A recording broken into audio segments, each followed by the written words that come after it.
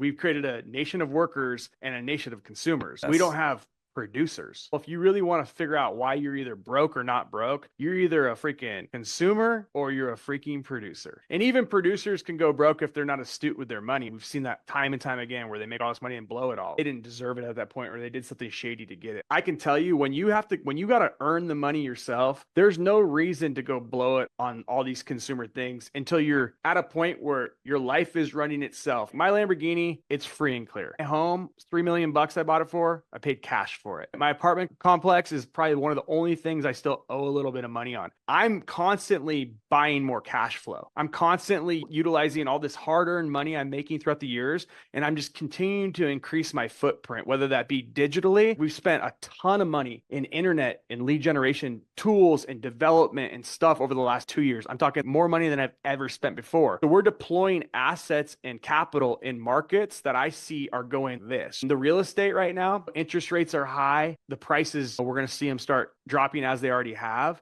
And I'm going to have cash ready to deploy on a property when I see, I can't call the bottom, but when I see that available, I'll buy that up free and clear. I'll have another cash flowing property. That won't stop my internet business. That's running here. That won't start my software businesses. Those are running here. So you're just constantly trying to utilize your money that you've earned to buy more cash flow up. A lot of people will disagree with me on this, and I'll go head to head with anyone and have this discussion. Everyone says don't buy a home. Like Grant Cardone, don't buy a home. It's a bad investment and all this stuff. I understand the point of view on certain things. Not everyone's going to be Grant Cardone. Not everyone's going to be Dan or how much they earn. That's not everyone's goal. Like Grant Cardone wants to be a billionaire. He's not necessarily talking in the same breath as maybe all of us or listen to this or whatever. He might be trying to shoot for a different ballgame. It's important that when you hear things, don't buy a home or, oh, that's a bad investment. I kind of disagree. I think it's a good investment. It takes a lot of guts to do it. I think it gets people in the game of seeing how money works, not being afraid of it, understanding that banks will give you loans for basically 99% of the value. And when interest rates were lower, my amazing house I had in El Dorado Hill, they sold it for $2.5 million.